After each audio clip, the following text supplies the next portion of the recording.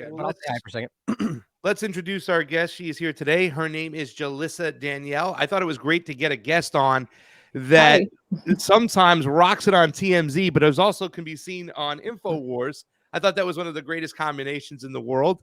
Also, the fact that she's in the horoscope, and I wanted to just destroy and bother Steve, who calls it metaphysical racism, but she's also into that. But more importantly, when I saw her Twitter, I thought, what an amazing heart, what an amazing person she is. Just yesterday, she put up this video, and I didn't get a chance to finish my speech against the Rage Against the War Machine. I wanted to end it by talking about the fact that when you see these videos out there where people citizens within our own society fighting each other, beating each other up, and they kind of publicize this and they put this everywhere.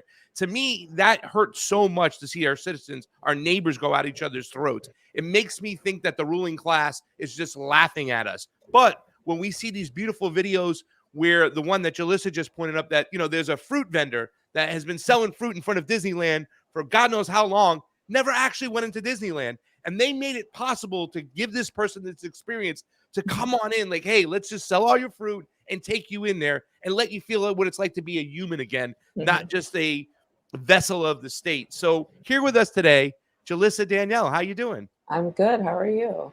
Great. Glad to be here. Glad to have you here. So why don't you tell us a little bit about yourself? And by the way, this is Ryan Christian from The Last American Vagabond. Steve, my co-host here from AM Wake Up and Slow News Day, and I am Pasta. Great to finally meet you. Tell us a little bit about yourself, about, this kind of crazy combination I talked about. TMZ and InfoWars. How does that happen? I don't know. I was an educator for 14 years, and throughout that time I was working in music and festivals and concerts and things like that. And I don't know how they came across my Twitter, but they messaged me on Twitter, and I don't speak highly of them, and I don't post things that people like to hear. So I'm not sure why. Part of me thinks that maybe someone within that organization is starting to lean a little bit right, and they want to bring someone on to kind of see if they can push the agenda a little bit. We're talking about TMZ, right? Yeah, that's what I'm thinking, because they keep asking me to come on. It's like my 5th or 6th time going on there. And as far as InfoWars, one of the producers found me on Twitter because I had posted a bumper sticker that I saw just on Twitter. I was like, somebody was like something about the media is, a disease or something like that. And I was like, yeah. And then they saw it and contacted me, and then just took off from there. Anybody got any questions? I can keep rolling. I'm gonna have to break off. I was gonna say, let's nice to meet you and enjoy your guys' conversation, and congratulations on your success. It's nice to see people continuing to grow. So congratulations. Thank you. Yeah, she just quit her other job, so she's like, that's why we got her here now. So it's like real success. That's outstanding. That's a really great moment right there. I remember when that, I took the leap of faith, was scared to do this full time, and it's it's a great moment to realize that you got the support. So congratulations. Yes, thank you. Ryan, what do you got going on? Anything special we need to know about? I got 2 interviews to put up today, and then I'm going to be doing a show most likely. But yeah, we got a lot of good stuff coming your way. I'll give a shout out while I'm here to the Rebels with a Cause for Courtney and Scott's event coming up. That's it's going to be pretty great. So make sure you guys check that out. I think you guys, the links are. I'll throw a link to you guys. You guys can share it. So. Oh, absolutely. We share it all the time, brother. Thank you so much, all right, Ryan. Guys. Have a good one. See you next week. Yeah. Take care, buddy. At that event, Owen Schroer's speaking too as well, and Jalisa had an interview with Owen not too long ago, correct? Yes. Yeah, I did. I know. So it was really, everything was like, whoa, because I looked him up and I saw the press about him, and I was like, I like this. It's controversial.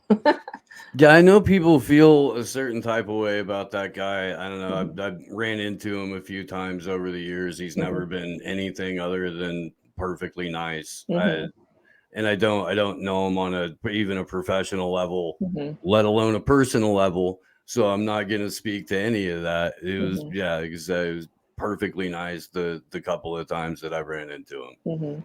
Yeah. My experience is, like I said, just recently, I've been screaming at him for the Brazil election, but I'm sure we'll have a nice conversation in Nashville when I meet him and stuff. So tell us, what was the signal for you to say, fuck it, I'm just gonna quit my job. I'm gonna do this full time. Because for me, Oh my it was God. COVID, and it was like, all right, I guess I got to do this full time.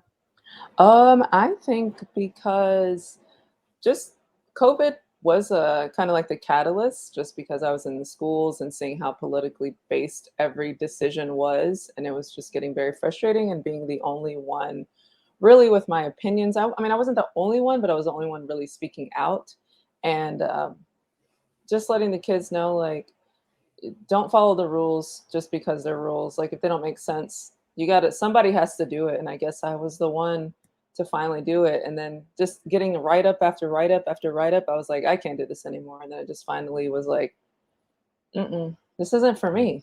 And I just, seeing all the, like the opportunities, and it was kind of hard to do like both things at the same time.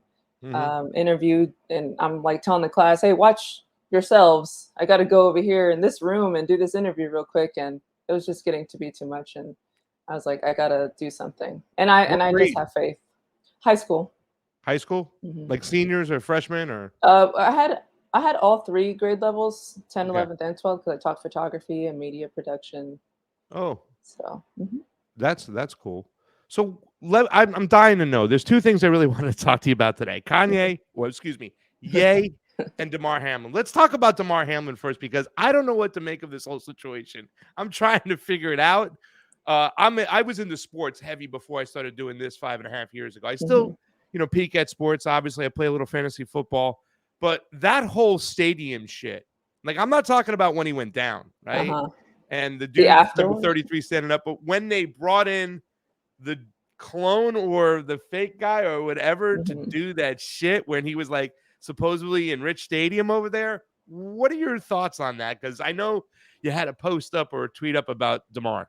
Yeah, I just think that everything that gets like a lot of national like attention is definitely, they orchestrated it somehow. I mean, and it just becomes so obvious now. Like, you say he went down for this, and then I'm start to research how long does it take to recover for blah blah blah. And now you're back up and at meet and greets and just so mobile, disguised. No one's doing like real interviews. You don't hear from. I mean, everything just became like, is anyone questioning any of this, or do these people think it's like some kind of like Jesus resurrection and he's just fine and going about his day like normal? It was just really weird. I mean, he's like at the White House, and it was too much. I was like, this is not real. None of this is real. And then people were just pointing out like the AI and the tattoos and all this kind of stuff that was very off. It was just very off. Well, I've been saying since, I don't know, October probably of last year that this was going to be the year of the deep fake, and so far nothing has swayed me from that position. And whether or not Damar Hamlin's, now currently that's all we're ever going to see is deep fake Damar Hamlin or whatever. I don't know how that went, but I know that immediately the entire thing was weaponized. Immediately it was politicized. Immediately the corporate press was pointing out all of the online conspiracy theories, which is now a new thing that they pivoted to, as opposed to previously just dismissing it outright. You're like, oh, now we can do that, because it helps generate, you get a broader base of division out of the narrative management that way. It contributes to the manufactured confusion, and you get a more like incomplete picture of what's going on, because what it also does is it immediately divides the conspiracy community, because now anything that the MSM points to is an obvious distraction or an obvious, whereas they could be telling, so it helps create a little bit more chaos within the community just by them covering it. It's a truly weird phenomenon that I don't think we've necessarily experienced in this, I guess, island of media yet. I think it gets to a point to where I'm like, what is even real anymore? because I don't even know. Like they confuse you so much that like Yeah. you don't even know if what you're believing is real. And it's like, is this a real person? But I did have like I had an old coworker reach out and was like, oh, what if I told you I knew him? And I was like, can you call him right now? Can you FaceTime him? If you can't, then it doesn't make a difference. Like I need to see things with my own two eyes for me to like believe something. And even then, I can't even trust my own two eyes sometimes because you don't Yeah. even know what's real and what's not real. Well, the thing to me was like, at first, immediately, I thought, a dude went down, and he would.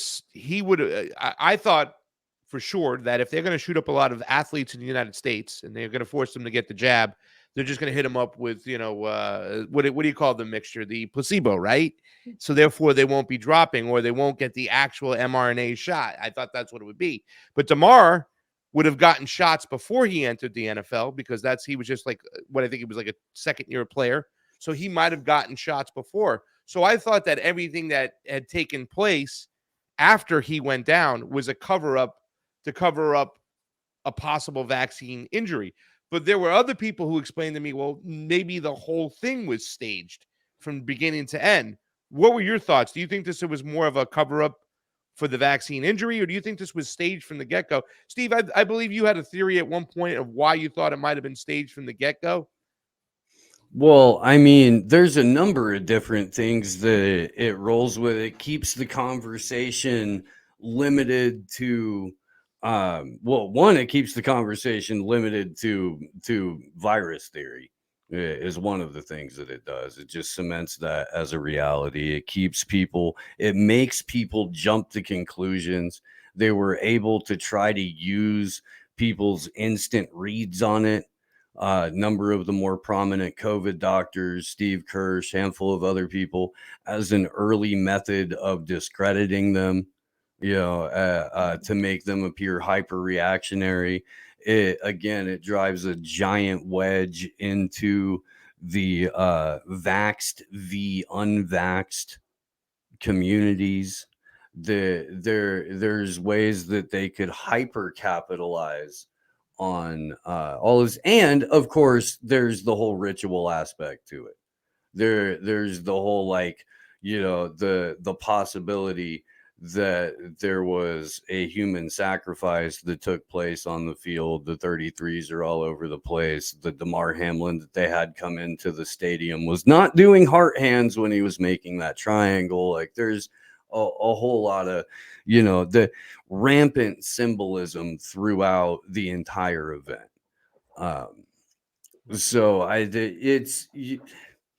If nothing's real, then everything's possible, is what I'm trying to get at. And to underscore that point, I would like to remind everyone that this happened. I am not Morgan Freeman, and what you see is not real. Well, at least in contemporary terms, it is not. What if I were to tell you that I am not even a human being? Would you believe me? What is your perception of reality? Is it the ability to capture, process, and make sense of the information our senses receive? If you can see, hear, taste, or smell something, does that make it real? Or is it simply the ability to feel? I would like to welcome you to the era of synthetic reality. Now, what do you see?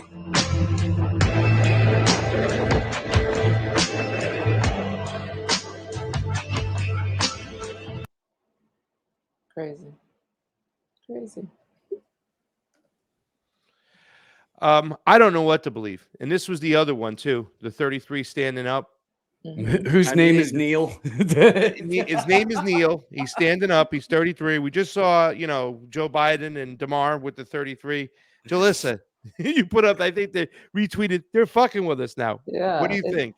It's so obvious now. I mean, and during the height of COVID too, like all the articles that came out was like 33,000, 33 dead. I mean, it's like, how are people not picking up on these patterns? It's so blatant now, like to where, like you said, you don't know if it's real or not. Are they just messing with us? Are they trying to create something that's not even a real thing, but making people feel like it's a real thing. Like, what's happening right now? I don't even know. I have like so many theories on either it is a real thing and they have to come out with the truth now, or it's not a real thing and they just want to create division because it keeps people talking, it keeps the conversation going. I honestly, I don't know at this point. I really don't. Yay. What's going on? You got a Noriega tweet up there, right? Tucker and Noriega.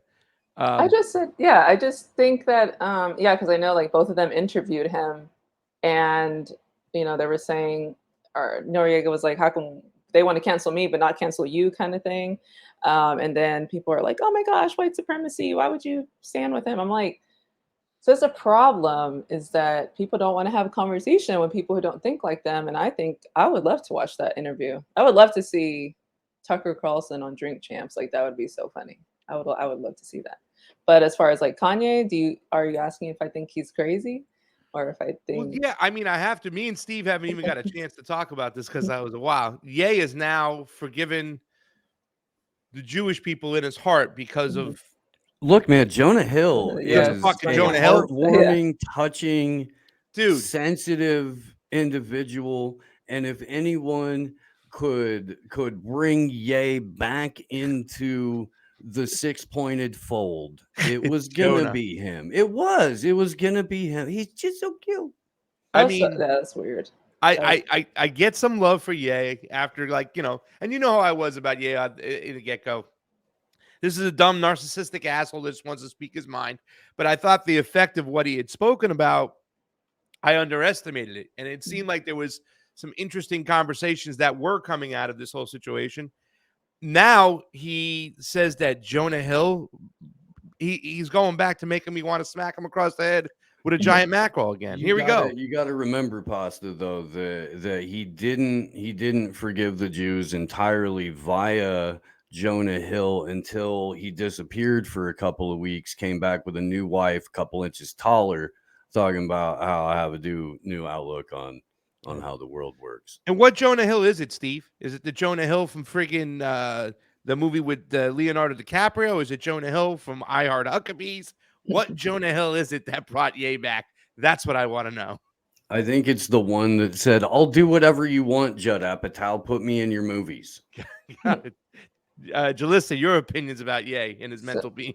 I think that so I understand. Okay, so part of me feels like celebrities are in this kind of trap. Like once you're in that world, it's kind of hard to get out. And so once you start to break free, they kind of try to reprogram you to get back in. And you know, because he would speak out a lot at his concerts and stuff, and it was like, is he going crazy? But it's like he's revealing the truth, and truth to people sounds crazy. So the more free that your mind is, the more people are going to start to be like, what are you talking about? Because you're not programmed anymore. I think the way that people deliver messages doesn't resonate with everyone, because sometimes I can get very like aggressive sometimes when I deliver messages. So to me, I'm like, I get it because I understand, but I think he's playing like both sides. I don't know if it's because it's him or is it because somebody's controlling him? Is somebody telling him what to say? I don't know what that post was about. I did see that. I was like, what the heck does 21 Jump Street have to do with anything? Like, I was confused. I didn't know, but I'm someone who, like I said, I look at everyone, I listen to everyone, I make my decision, but I don't think it's like a crazy thing. I did see him on InfoWars. I did watch that whole 3-hour interview, and I was like, okay, it's getting a little weird because he had like puppets and doing all kinds of stuff. I was like, what are you doing?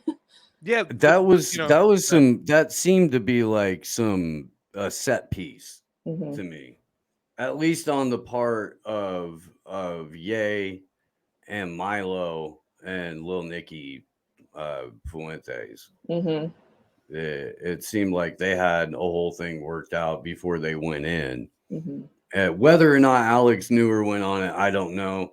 Either way, it's shitty. You know what I mean? Yeah, Either way. I don't know what was going on with that. But you know, he did some of the points he made and some of the things he talked about there's a lot of discussions about those things behind closed door. Like, how strong is the state of Israel when it comes to American policies? And, you know, I think he had mentioned on one of that interview that that Netanyahu was part of this kind of cabal that writes the books in our schools that educate our children and whatnot. But a lot of people talk about, and our last guest that was on, The Last American Vagabond, will point out how much policy is influenced by the state of Israel. So with that being said, that seemed a lot more like, okay, this guy's going off the deep end, but he's talking about something here as compared to, I want to come back because of Jonah Hill. That's the thing that just really puzzles me with this whole situation. So yeah, it's like I said, it was really weird, and I don't understand it. I saw the post. I didn't look too hard into it, but I'm wondering why, because that was actually a topic that they wanted me to talk about on TMZ, and I was like, I don't know, but they took it out, and I was like, yeah, I don't know what that was. I'm still confused why he brought him in. Now because I did see the video of when they asked him about it, and he just kind of like ran in the car and didn't want to answer it because they were like, "What do you think about Kanye, Bo?" And he was just like, "Ah." So it's kind of it's kind of weird. I don't know what happened with that. they asked Jonah about Kanye. That's it. I haven't seen it. So I don't necessarily want to put too much gravity into Jonah Hill as the linchpin for Ye's conversion back into, I no longer have anything untoward to say about the Jews. You know, have we considered the possibility that he's fucking with you guys? Oh, I think so. You know, like, I mean, because if you're going to walk onto the set of InfoWars with a butterfly net and a bottle of Yoo-hoo, you're gonna pull some Balenciaga pantyhose over your face, and you're gonna put on the show that you put on.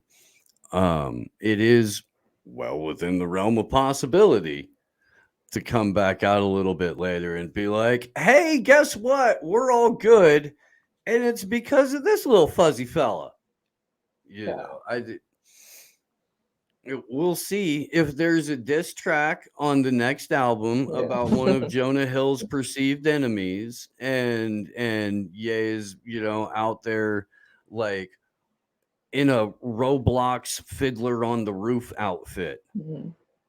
Yeah. We could maybe assume that he's, you know, But I think go ahead, Jalisa. I'm sorry. No, I was just saying, I always think people are like leaving clues somehow, like to see, you know, he talks about movie poster, but then I'm like, what's the deeper message behind this? There has to be something. There's a reason why he posted that. What does the 21 mean? I don't know. I just start like looking like really deep into it. Maybe they have some kind of old beef. I don't know. I'm gonna do some research now that y'all brought that back up. The thing about it is it looked like at one point, right? Like it wasn't just the guy who was being a narcissistic asshole and getting off his chest the fact that his wife had left him or what happened. It almost seemed like he was spilling the beans, right? Like talking about the Clinton family and how much power they have and what they can do. And then the letter from his handler, right, that he exposed, he says, look what these people are saying. Like, it almost seemed to me like it was a guy's like, well, fuck it. What do I have to lose? I'm just going to spill the beans about what goes on in Hollywood, what goes on with entertainers. And that's that. But the comeback with Jonah Hill, like I said, to me is just, it is crazy. So, I mean, how do we, like, since we don't know what the fuck's going on, how do we kind of make a judgment on this? Is this a guy just letting go and letting loose, or is this just now a crazy dude that they're going to also use to weaponize and say, look at this guy, he's crazy. He doesn't know what shit's what's going on in Hollywood. It's Kanye. He's off the wall. I think when you speak the truth, they do make you seem crazy, just like they make all of us seem crazy. Like, oh, look what they're saying. Ha ha ha. They're so dumb. Conspiracies, whatever. But all this stuff that a lot of us have been saying has come out to be true. It's happening, or it's, you know, happening in real time. So I think they villainize people who speak truth. But I also think, like, once they go too off the wall, you know, they kind of reprogram them to come back in because he has so much influence. Have we possibly just overlooked one of the most obvious answers to all of this? We have not taken the Instagram tweet like autistically literally, and that Kanye or Ye is telling everyone that this particular viewpoint is literally going to be the hill that he'll die on. Like if we, because it could be like that basic. Mm-hmm. Could be. Yeah. Maybe. I know. Like I said, everything has a double meaning to me. I don't know what is happening. Like I think everything's a clue for something. We've talked about on this show like how much influence that Kanye does, how much influence he has culturally, right? Mm-hmm. This is something I want to ask you about. This is interesting because you're an educator, right? And Oh. I would assume in college, in high school, in college today, that it would be unacceptable not to use pronouns. It would be unacceptable to not accept people for who they are. You put immediate bankruptcy for all these companies supporting this nonsense. And we have Dylan Mulvaney and is now the newest face of Kate Spade, New York. Now, first of all, what is Kate Spade of New York? Because I don't know. That's how ignorant I am to what's going on. And how is it in school nowadays? And how is it talking about these things when someone like yourself can put something down that this is so fucking outlandish, but you work in a society where if you do not go along, you're out? Oh, well, that's always a hot topic of conversation, but I've always told my students, like, you know, I'm not gonna not like if they ask me for my opinion on something, I'm gonna tell them. I'm not gonna be like, this is not the place, because there's never a right place or right time to me. Just you're gonna have to exist with people who don't think like you. So I'm gonna be the first example of you having to deal with someone who doesn't think like you. So I had to. I did have some students who this was a couple of years ago who were into like all that they thems and all that. This was like in 2018, I want to say. And I remember telling calling the attendants and calling the girl's name, and they're like, "Oh, that's not her name. It's this." And I was like, "I'm not calling that." And I was like, "Where's she at?" "It's not she. It's they." And I was like, "No, I'm not doing that. I am not doing that at all." And I let them know that this is not going to happen in here. So they already knew. I mean, I would pull up stuff like that. Like in this past school year, I was pulling up articles. I was like, what is going on with your generation? What is all this garbage? Because I taught journalism, so I had to pull up stories and things like that. And a lot of them, surprisingly though, at least in my area, they did not agree with that stuff. I did have two students out of all the students that I had who wanted to be called they, or one who wanted to be called they, and then one who went along with it. But the rest were like, no. We don't do that over here. Where are you at? You're in Houston, or yes, you're in Houston. So, what do you think's driving this this phenomenon of pronouns and shit? So, TikTok. You think it's TikTok? I think it's TikTok because they're endlessly scrolling online. It's not so much on like Instagram, and they don't have Twitter. Like Twitter's not a thing for them. YouTube and TikTok, I think, because they're just on it all the time, like 24/7. But isn't that more about our society and not the actual platform itself? Mm-hmm. This is why, though, when TikTok was like first launched, and like I think my kid was like 13 at the time or something like that, I was just like, "Hey, look, no, you don't need social media at all right now. In fact, you probably should stay away from it entirely." And I think it's been for the best. Yeah, I did an activity with them and asked them how much like their screen time is, and I mean hours. One girl was like 13 hours a day. I'm like, my gosh, what are you guys doing on there? But they told me like it's just endless scrolling. It doesn't stop anywhere. At least like on Instagram, you know, you kind of seen those, you follow those few people and that's it. You're self MK ultraing yourself that way. It's just like nonstop scrolling.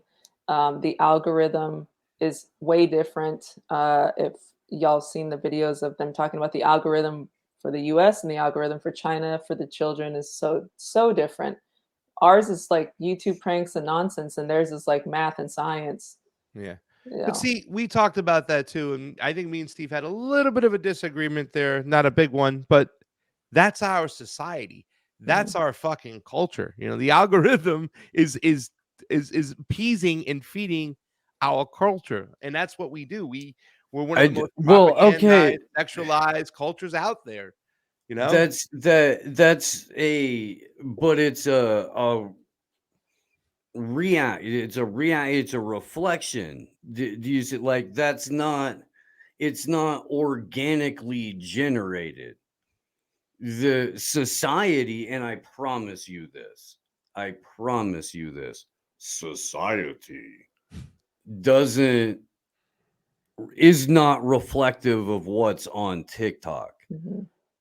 TikTok has a number, at least what people are being, when you just pull it up blank, not logged into anything, there's already stuff that TikTok is suggesting for you. You click on one of those, there's a preset algorithm that now shows you everything related to that. So Mhm. yeah, in as much as you are given a set of options by the website, and then also whatever you bring with it in your head that, oh, I would like to see, or you clicked on a link that somebody sent you and now there's already an algorithm behind that that has suggested videos and things. So yeah, it kind of becomes a chicken egg thing, because I really don't think that if you walked out your door right now and just took a random, sampling of individuals, asking them questions about, do you think this is indicative of the US belief system, whatever, that overwhelmingly you would find a disparity between the answers you received and what the algorithm is telling people they ought to be like. Mhm. Yeah, that's what I was saying. My students, I had about 100 and something of them, and almost all of them were like, "We don't. This is stupid. You know, we don't do that over here." And then there was that one girl who wanted to be, I don't know, well, I don't know what she wanted to be, a boy or girl, I don't know. But Popular, yeah, I and think I'm is. like, that's the thing. This culture over here doesn't agree with that. And I was with a predominantly Hispanic Black students, and probably like 99%. So majority of them were like, no, this is dumb. Um, but yeah, once you like stop looking at the phone and you kind of just look out, unless you're like at Starbucks or something, but Starbucks has all those kind of people over there. But if you're not looking at any of this on the phone, it doesn't seem like it, but it exists. It just looks like it's more on social media. it, we have a society, Americans, where we started giving people participation trophies, where everybody is special. In China, the special people are special. You know what I'm saying? The engineers who can do certain things. I mean, we're a society where I just saw last year, and I know you saw this, Jalissa, where they had the beauty queen, right? And they gave Oh yeah. a transgendered, I mean, the crown. I would think that we would have some form of accountability for the way we do. And I get what Steve is saying too, as well, but we got to take some of the accountability on our own shoulders over here. We were just talking about the kids who get in the street and what they protest. It's this narcissism, this individual experience in life and this narcissism where they think their own personal experiences are much more important than what's going on in the society around them. And you just taught out of school, so I'm sure that we witnessed some of that situations, Mhm. situational. No? Um, yes, like there, and like I said, it's so different between like different types of schools and the area that they're in. I didn't see that. So when we would have these discussions, it would be very few kids who would actually be like passionate about it and and be like, you need to respect them and blah. But majority are like, no, no, because it's not a thing in the culture. So, um, but as far as the sensitivity behind wanting to, like I said, participation trophies. They would always tell me, at least I tried, and get their feelings hurt behind everything. I would criticize their work. And I'm like, no, like, do better. There's people out there who are better than you, and this is not good. And so I don't believe in praising, just trying. Like, no, no. We reward the most weak, mentally ill people in our society. It really is ridiculous. Yeah. Steve, you say we, like any of us have a personal hand in this, and that's just factually inaccurate. I wasn't talking about you and me. Well, no, I mean we, you and I think Jalisa has spent an inordinate amount of time understanding how cultural conditioning works, understanding and studying how narrative management operations, psychological operations. I don't know how much you've dug into Tavistock, Jalisa, but I mean, all of this stuff has at least a century in terms of operations, operational successes, failures, evolution, growth of mission objective, all of that kind of thing. The opportunity to incorporate with hundreds of multinational, not just corporations, but institutions, has presented itself for at least a quarter century, if not 3/4 of a century. This is an ongoing agenda that dovetails entirely with a transhumanist project, with a Malthusian depopulation scheme. And there's no real separating it from that, especially when you get down to where all of the money behind this is coming from. And the overarching agendas with, we need to get everyone on UBI, we need to get everyone attached to a digital currency that's issued from a central bank. We need to demasculate as much as possible and prime the conditions to capture culturally what was, a formerly a liberty-minded culture, a liberty-minded people. And then once you can get the culture to adhere to the state becomes the god, the state provides the solutions, the state provides the answers, then generationally you will create families that adhere to the state, and you've got whoever's left a sexless, libertyless cog in your little matrix machine. You can have a real life in the metaverse, looking however you want to look, banging whoever you want to bang or whatever you want to bang, and you can have your fantasy job and all of that kind of stuff. Yeah, I think it's so crazy how they've been able to, I hate the word brainwash, but to just get everyone to start thinking, or even not even thinking that way, but even just forcing them out of like fear, losing their job, losing whatever, cancellation. Like, how have they been able to do that? I don't know. And the idea that you can have a whole society of people thinking the same, to me, it's impossible. But to them, it seems like it's a possible thing to get everyone's brain on like one accord. I don't get it. Yeah. We're not the Well, same. I mean, even in things like the Agenda 21, the paperwork for 2030, all of that, there's gamed into it at least 15% of the population that's never going to go along with this shit, that's planned for, on top of their idea of a total carceral state where dissent is treason at the thought level.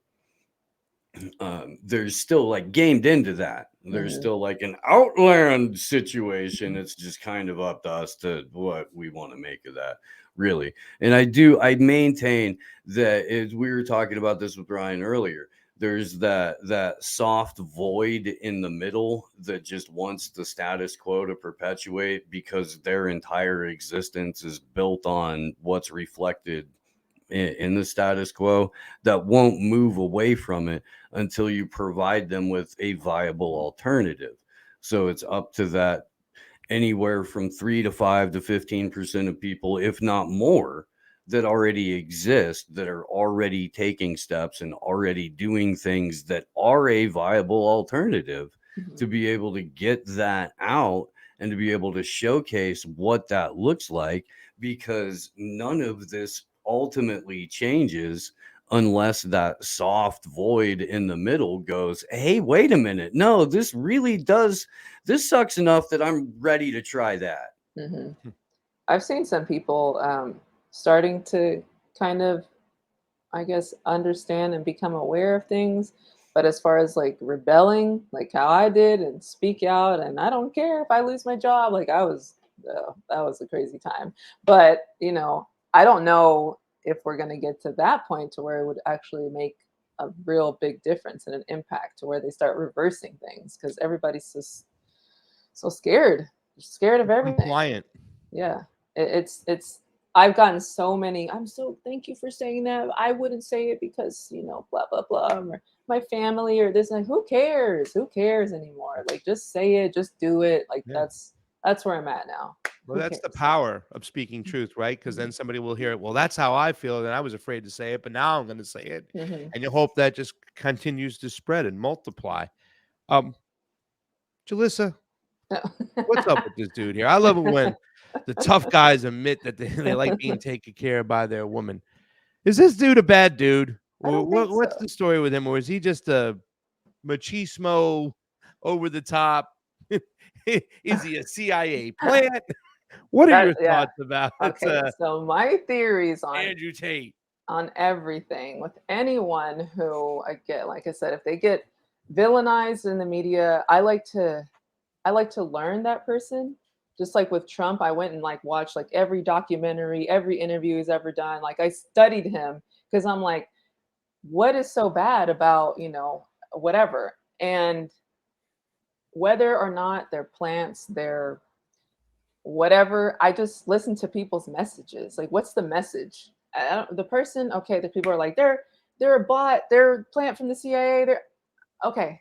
What, I'm just listening to what they're saying. So what are they saying? So I watch a lot of his content because I want to know what they're all about. To me, I understand, like you were talking about astrology earlier, I understand it, because he is when I looked up his birthday, it's a Sagittarius. That is a very fiery, intense sign. Like I have a lot of those placements. And so I'm like, to me, it's not a big deal. To me, it's not like something that's over the top. I don't think he's like saying anything. You mean his outlandish. ideology, as far as what like he says it's like, to me, I'm like, okay, like the last post I posted up that I got thousands of comments. Like this was like 2 days ago. I think it had like 6 million impressions now or views, because of what I said about fathers. And so to me, I'm like, I don't think he's saying anything crazy. I really don't. It's just common sense. So it's interesting. I don't know where to kind of place Andrew Tate. I don't know if he's guilty from some of the stuff I heard with the grooming of the kids, of the woman, a young woman. Seem a little kind of harsh, out of touch. I don't know. I mean, they're scumbag pimps that get to run underage to the United States whores in Romania because it's legal to do that in Romania. They're like technically sort of allowed to do that in a nebulous way. That's a primary business. The like fake unoriginal life coach stuff, I think, is more of a cover for the ability to continue to run cam whores because it's profitable. There's a market for it. They've found a way to become successful in the, you know, young pussy cam whore market, and they're going to go ahead and profit from that until somebody takes that business away from them. Now it's entirely up to you Like, regardless, you know, if you want to support that, if you want to support that business, but the stuff that he was saying, like Jalissa was saying, I mean, it's you can get that advice from literally any, you know, advice book on you know, a hardcore ethics free capitalism, to pick up artist stuff, to, you know, like how to make friends and influence people. I mean, all of it is like Bargain Bennett Borders life advice shit. It's just he's found a way to market himself, either through exaggeration or controversy or whatever, to get into the forefront. Now, it doesn't hurt that his dad was a CIA asset. It doesn't hurt that, you know, he ran through fight school and, you know, got fame that way early on. None of that stuff's, you know, going against him. But that gay porn hymns commercial thing that he released right after they let him out of prison, where he's just walking back and forth shirtless, smoking a cigar, Yeah, I is did see that. I was like, one of the most ironically funny things I've seen in a very long time. yeah. Really is. Like I said, I don't, unless I've seen it with my own two eyes. The only thing I can see is, you know, what the media tells us or whatever. I wasn't there. I don't know. So I don't have like super strong opinions about a lot unless I've seen it. Like Joe Yeah. Biden smelling children. That's a different story. I saw that with my own two eyes. I see him going up to kids and smelling them and being weird. That's when I see that stuff. Okay. But if I heard a story about it and I don't know, so I'm just like, okay, Yeah. I Yeah, and can't be that's why upset. I'm not going into any of the grooming shit. I'm Mhm, just staying with the registered businesses and mhm, what they are, mhm, and not going into the, you know, I guess what's now either speculative or thrown out of court or what. There's still text messages and some stuff. I know that he's on camera talking about a lot of stuff that is, at least in this country, considered illegal until you have enough money to get out of it, mhm. you know. But I Yeah. mean, that's, you know, in the country that he moved to so that it wouldn't be illegal for him to do that, it's not. Mhm. So I just that's, don't understand why people just flipped their lid over this dude, like, you know, and just thought he was the greatest thing because they're since sliced supposed bread. to, they're told to. Yeah. They're told to react to it. They're told to feel a certain kind of way about it, and they don't fit in unless they have an opinion or another that is the allowable opinions. Mhm. Yeah. You So, have this here up too as well. oh yeah, Chrissy Mayer. reposting. Yes. Well, we gotta get her on the show. She's funny. But she Yeah. put this thing up. You know, we saw this. It's got 11.6 million views. We played this when it was right out of the gate, less than 1 million views. What are your thoughts on Fauci, and what are your thoughts on him trying to get people to still going around knocking on doors to get people to take the shot? I think that give it up. Just give it up. We all know. We all know. Like it's to a point now where I'm like, how, first of all, how'd they keep it going for so long? Because even recently, this was around November, so this was a couple months ago. One of my coworkers had gotten like her fourth one. And I was like, you haven't seen anything online? Like you haven't seen one piece of information that you're still going to get another one and another one and another one. Like I sometimes I'm just like, what world do I live in that these people, first of all, that you think you can still persuade them? I mean, but then I'm like, well, they still can. They still can. Somebody's still going to fall for it. So I think they're all con artists. I think he's probably the biggest one. And I think when you see interviews and people confronting him, like you can read body language. You know that he knows what he's doing is wrong and what he did was wrong. And it's like you can't back out of it now. I mean, you've already created that image of yourself.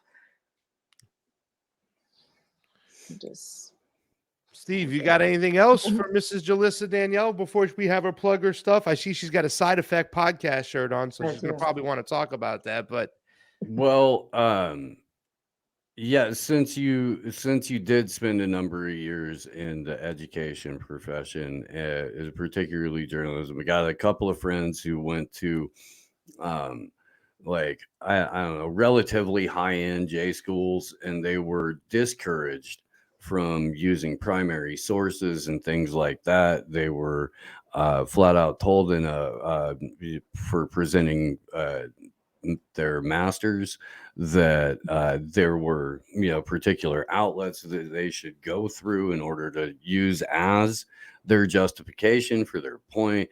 It seemed like there was just a huge decline overall in what any of us would consider, you know, the, I guess, upbringing and encouragement, molding and mentoring of future journalists.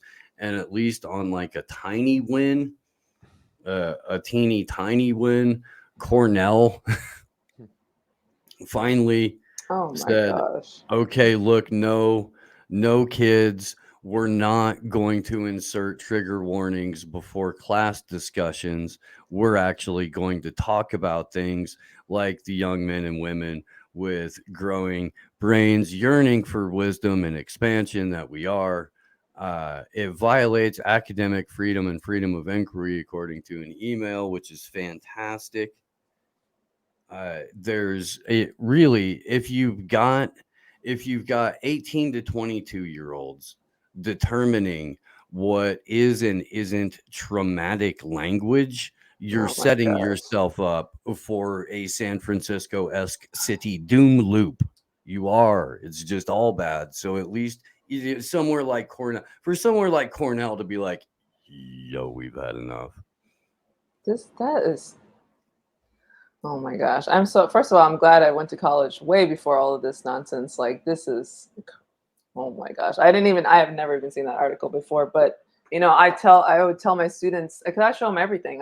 They all have social media. I'm like, hey, I'm about to send y'all this link to this Twitter.